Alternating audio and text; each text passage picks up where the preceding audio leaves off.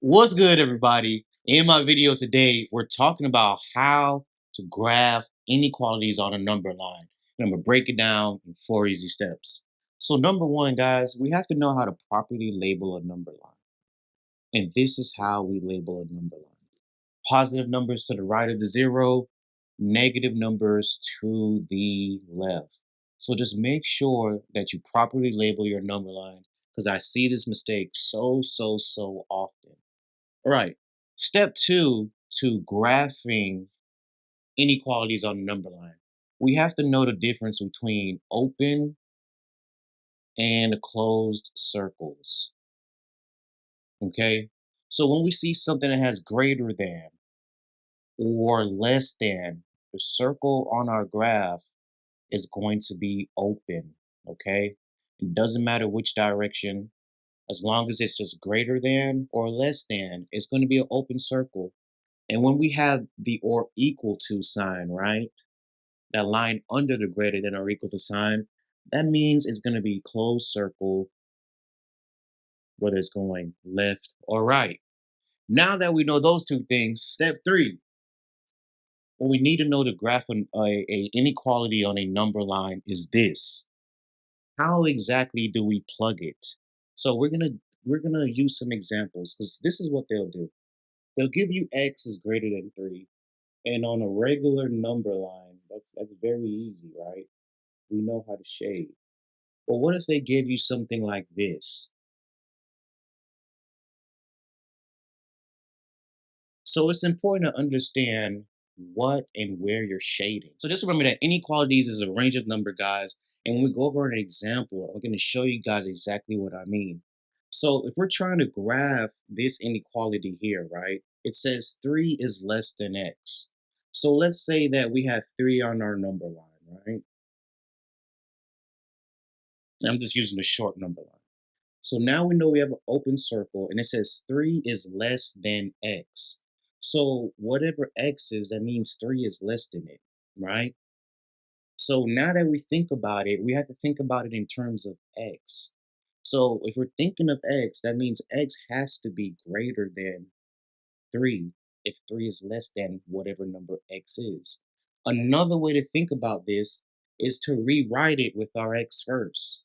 So now we have x, and we know that this inequality sign opens up to x. So we're going to make sure we rewrite it the same exact way. And now this is much easier for us to graph. So please, guys, if this is something that you struggle with, rewrite it and put your X before the number. And one more example of this would be something like this. 4 is greater than or equal to X, right? So if we're thinking in terms of X and we rewrite this now, we know that X is going to be less than or equal to 4. A key indicator is just making sure that it's opened up to the same number as before. And when we look, this is 10 times easier to graph than the first one with the numbers in front. So please just make sure you guys understand how to rewrite and how to read inequalities. And in our last step, we're going to put this all together. Our fourth and final step, we're going to put this all together. All right. So first thing we need to know in this problem, we're going to pay attention to our inequality sign. So because it's greater than or less than, we know we are going to have a open circle on our graph. But we're not going to label it yet because we don't know our answer. So when we solve inequalities, we take the same steps as equations. So to get this x by itself, I'm going to subtract 3 and combine it with 1. So I have the answer x is greater than -2. Now that we have an answer for this, we can number our number line. And I tell students, whatever your answer is, put that in the middle of your number line. So in the middle, we're going to have 2. And then we can go 2 to 3 numbers to the right and the left. So we'll go down to -1, 0, and 1. 2 or 3 numbers to the right. And then, like I said, 2 or 3 numbers to the left. So -3, -4, -5. Now that we've done this, guys, we have our open circle and we just graph. It tells us that x is greater than -2. So we're going to all the positive numbers because those are larger than -2. So you guys could graph it like this, how I did, or depending on your teacher, you can graph it on the number line and just shade over it. These are two different ways to shade. And what I want to do before we wrap the video up is, hey, if you actually like this video has been helpful for you, we're going to ask that you smash the like button for us, subscribe to the channel, and share the video so that we can help more students with this topic.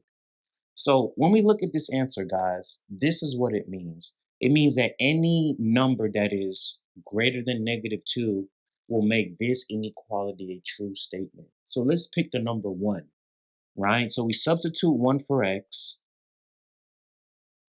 right? And once we simplify, we're going to get 4 is greater than 1, and that is a true statement.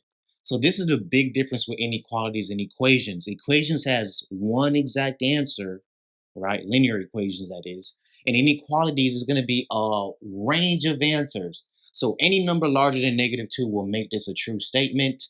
I'm Mr. Peters. I hope you guys enjoyed our video today. Thank you so much for joining us. We'll see you next time on our live stream Wednesday videos. Thank you guys for joining me today.